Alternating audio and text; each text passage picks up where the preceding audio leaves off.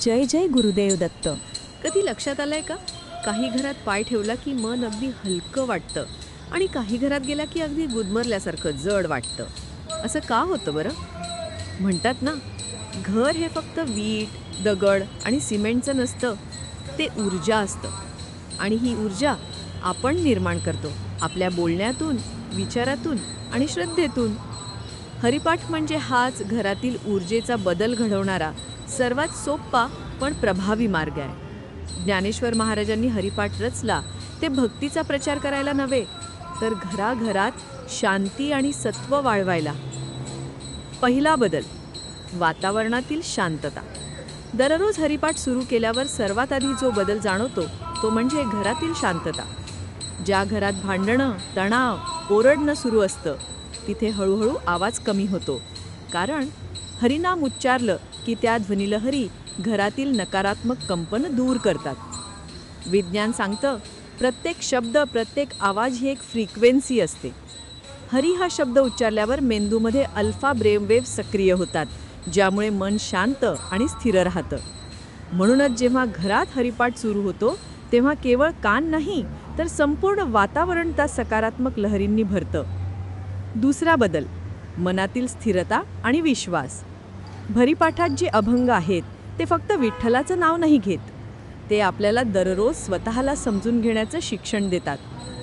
हरिनाम घेत राहा एवढं साधं वाक्य आहे, पण ते आपल्याला आठवण करून देतं की आपलं केंद्र देवात ठेवा, बाहेर नाही.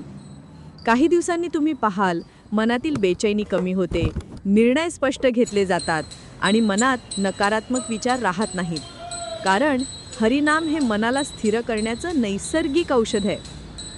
तिसरा बदल, घरातील नाती सुधारतात.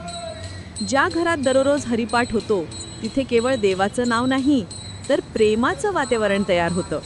कारण हरिपाठात अभंग आपल्याला नम्रता, दया आणि सहनशीलता शिकवतात. हळूहळू कुटुंबातील ताण कमी होतो, वाद संपतात, संवाद वाढतो. अनेकांना असं जाणवतं की भांडणाचं कारणच कळेनासं होतं. याचं कारण साधं आहे. नामस्मरणाने मनातील अहंकार कमी होतो. जेव्हा मी कमी होतं तेव्हा आपण वाढतं आणि तिथेच खरी शांतता सुरू होते. चौथा बदल, घरात सकारात्मक ऊर्जा निर्माण होते. हरिनाम म्हणजे कंपने. हरी हरी म्हणताना तयार होणाऱ्या ध्वनिलहरी घरभर पसरतात. जसं मंदिरात घंटा वाजवल्यावर ऊर्जा पसरते, तसंच वैज्ञानिक दृष्टिकोनातून बघितलं तर आवाजाच्या लहरी वातावरणातील नकारात्मक आयन काढून टाकतात आणि ऑक्सिजन लेवल वाढवतात. म्हणून जेव्हा आपण हरिपाठ म्हणतो तेव्हा घरातला प्रत्येक कोपरा जणू ऊर्जेने धुतला जातो. म्हणूनच म्हणतात, जिथे हरिनाम असतं तिथे दुष्ट विचारांना स्थान नसतं. पाचवा बदल, मानसिक आणि शारीरिक आरोग्य सुधारतं. काही लोक म्हणतात, मी हरिपाठ म्हणायला लागल्यापासून झोप चांगली लागते. काही जण म्हणतात, मन शांत राहतं, रक्तदाब नियंत्रित झाला. हे फक्त भावना नाहीत, हा विज्ञानाचा परिणाम आहे. कारण जेव्हा आपण सतत एकाच लयीत हरिनाम म्हणतो तेव्हा शरीरातले तणाव हार्मोन्स जसे की कॉर्टिसॉल कमी होतात आणि मनात सेरोटोनिन वाढतो, म्हणजेच हॅपी हार्मोन. म्हणून हरिपाठ म्हणजे फक्त भजन नाही, तर आपल्या शरीराचं आणि मनाचं ट्युनिंग आहे. सहावा बदल, घरातल्या वस्तूंनाही प्रभाव पडतो. कधी लक्षात आलाय का, काही जुनी मंदिरं, काही संतांचं वास्तव्य असलेली ठिकाणं, त्यात एक वेगळाच सुगंध, एक शांती जाणवते. कारण तिथे सतत नामस्मरणाचा कंपन असतं.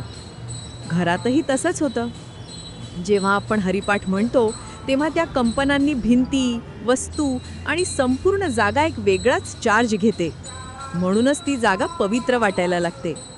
ही ऊर्जा नजरेला दिसत नाही, पण तिचं अस्तित्व जाणवतं. जेव्हा तुम्ही घरात प्रवेश करता तेव्हा त्या वातावरणाचा स्पर्श तुम्हाला होतो. सातवा बदल, भक्ती आणि जीवनाचं संतुलन. हरिपाठ आपल्याला फक्त देवाची आठवण देत नाही, तर तो शिकवतो भक्ती आणि व्यवहाराचं संतुलन कसं राखायचं. ज्ञानेश्वर महाराज म्हणतात, नाम घेत राहा पण कर्मही करत राहा. म्हणजेच हरिपाठ आपल्याला निष्क्रिय नाही, तर सजग बनवतो. तुम्ही काम करत असाल, व्यवसायात असाल, पण मनात हरिनाम ठेवलत की सगळं हलकं होतं. कारण हरिनाम हे कामात अडथळा नाही, तर प्रेरणा आहे. 8वा बदल, आत्मविश्वास आणि श्रद्धा वाढते. जेव्हा आपण दररोज हरिनाम घेतो तेव्हा आपल्या मनात एक ठाम श्रद्धा तयार होते की काहीही झालं तरी विठ्ठल माझ्यासोबत आहे. ही श्रद्धा म्हणजे खरी ताकद. ती भीती काढून टाकते, आत्मविश्वास वाढवते आणि प्रत्येक परिस्थितीत मन स्थिर राहतं. म्हणूनच बरेच लोक म्हणतात, हरिपाठ माझ्या आयुष्याचा कवच आहे. 9वा बदल, घरातल्या मुलांवर परिणाम. लहान मुलं ज्या वातावरणात वाढतात तिथूनच त्यांचा स्वभाव घडतो. म्हणून जर घरात हरिपाठ चालू असेल तर मुलं लहानपणापासूनच शिस्त, शांतता आणि भक्ती शिकतात. त्यांच्या मनात देवाची भीती नव्हे तर प्रेम निर्माण होतं. आणि तीच खरी संस्कृती असते, संस्कारांनी वाढवलेली भक्ती. 10वा बदल, जीवनात घडणारे चमत्कार. अनेकांना असं जाणवतं की हरिपाठ सुरू केल्यावर आयुष्यात काहीतरी जादू घडते. काही जणांचं आरोग्य सुधारतं, काही जणांची अडथळे सहज सुटतात. काही जण म्हणतात, जे अशक्य वाटत होतं ते सहज झालं. पण हे चमत्कार नाहीत, हा ऊर्जेचा समतोल आहे. जसं सूर्य उगवला की अंधार आपोआप जातो, तसंच हरिनाम आलं की नकारात्मकता आपोआप जाते. म्हणूनच मित्रांनो, हरिपाठ म्हणजे फक्त पारंपरिक विधी नाही, तो जीवन बदलवणारा अनुभव आहे. तो आपल्याला शिकवतो, देव बाहेर नाही, तो आपल्या मनात आहे. आणि त्याला जागं करणं म्हणजे हरिपाठ. दररोज फक्त 15 मिनिटं हरिनाम म्हणा. काही दिवसांनी तुम्ही स्वतः म्हणाल, हो, घरात हरिपाठ सुरू केला आणि खरंच बदल दिसायला लागले. जय जय गुरुदेव दत्त.